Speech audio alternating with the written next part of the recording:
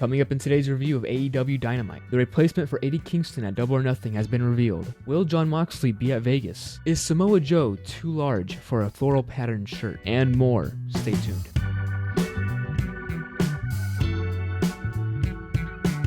Welcome back to another video. Double or Nothing is coming up in less than 2 weeks, and I can't wait to go to Vegas, especially after what this episode has been setting up. So let's get into it. The show started immediately into a tag match, with Jon Moxley coming out to Wild Thing, which is probably the best entrance song in the company. But I'm super bummed out that he's not going to be in Anarchy in the Arena this year, because the tradition of his song playing nonstop while everyone is just brawling is like the highlight of the match. Similarly, once Jon Moxley got jumped immediately by Kyle Fletcher and Jeff Cobb, Bryan Danielson came out, and for a few minutes, we got a Blackpool Combat Club beatdown with his song playing nonstop. It was really cool. Speaking of cool, I don't remember the last time I've seen Jeff Cobb wrestle, if ever, but the big dude was able to do a standing moonsault, and it was pretty funny when he started mocking Danielson's yes chant, which I'm super happy he started embracing again, because it's like one of the most iconic chants in wrestling ever. This was a great match, ending with Danielson landing a flying knee on Jeff Cobb and Moxley delivering a Death Rider to Kyle Fletcher. But shortly after, he was attacked by Takeshita, who I'm assuming is going to challenge him for the IWGP Championship. We might have to wait till next week to see if that gets announced. Thumbs up. Next, one of my favorites, Edge came out to call out Malachi Black for their match at Double or Nothing, and he seemed extremely pumped for like 3 seconds before he was attacked by the House of Black, and they did him so dirty. Pause. They choked him, they took his wedding ring off, which I can only presume Malachi did because he plans on proposing to Edge at Double or Nothing. Fortunately, Kyle O'Reilly came out to the rescue. Unfortunately, Kyle O'Reilly didn't realize that he is smaller than every single member of House of Black, and there's 3 of them. So I think he also lasted 3 whole seconds. This was alright, but next week I'm really hoping we get an actual face-off between Edge and Malachi Black. I think the only conversation they've had with each other was through camera screens or with one of them being unconscious. But I gave it a thumbs up. After that, we had a Tag Team Championship Eliminator match between the EVP Young Bucks and Christopher Daniels with Matt Sydal. And according to Excalibur, the last time Christopher Daniels fought the Young Bucks in a tag match was when he lost the tag belts and never teamed with Frankie Kazarian again. A real bummer. I'm sure tonight's outcome for him turns out way better.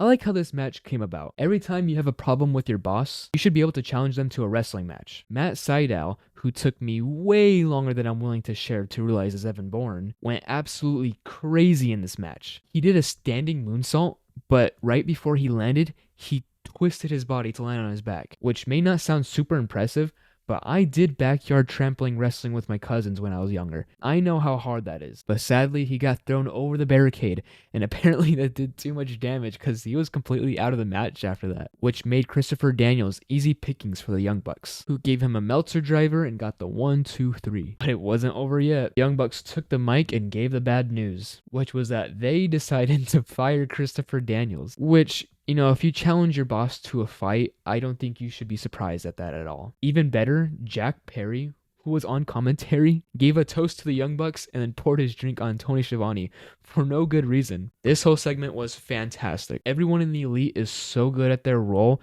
and it's just so easy to hate these guys, making it so entertaining to watch. And so then Hook came back for a match that turned out to be a squash match, and then he called out Chris Jericho, the Learning Tree. And then the Learning Tree,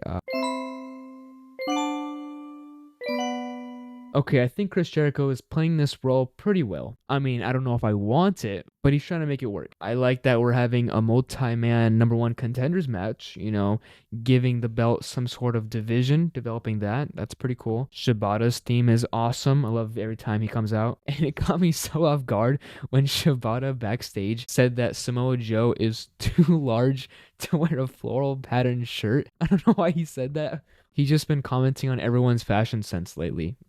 Okay, whatever. And also Samoa Joe is back. Okay, and what is he doing with these guys? This whole situation is just brain rot.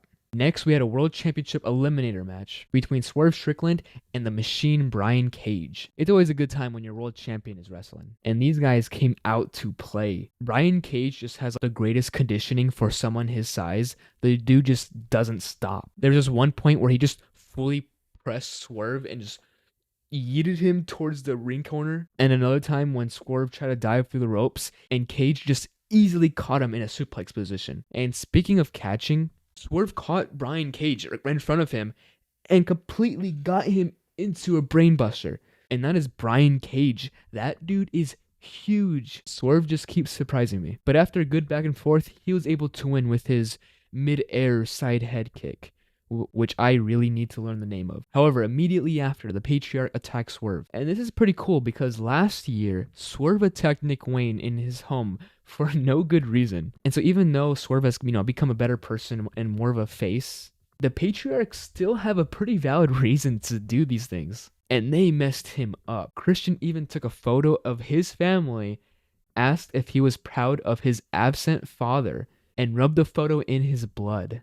And completely wild. I cannot wait for this match. Then after that, we had an AEW Women's World Championship Eliminator match between Toni Storm and Harley Cameron, who is the protege of Saraya. Pretty cool. And I'd say she did great, especially when Serena Deeb came out, which distracted Toni Storm, allowing Harley Quinn to get the advantage. But once the champion got rolling, it was all over. A middle rope backbreaker, a fisherman suplex, a fake out punch into the Storm Zero, and a 1-2-3. I just want to say I love feints. I think they're pretty cool. After the match, Toni Storm shouted some trash talk towards Serena Deeb, which is setting up their title match at Double or Nothing, which I'm really looking forward to. I love Toni with her gimmick, and Serena Deeb is the greatest technical women's wrestler on the planet. It's going to be great. Then we got a contract signing for the very first match that was announced for Double or Nothing. And I think this is the match I'm looking forward to the most. Willow Nightingale versus Mercedes Moné for the TBS Championship. I'm not sure who's going to win. I mean, I guess if you put a Nerf gun to my head, I would probably say Mercedes Moné is going to win. But there are some seeds of doubt. Willow is super over with the crowd. This is her first defense. And she gave the most perfect speech about the importance of TBS and this belt. And then Mercedes Moné is just like, I'm the best.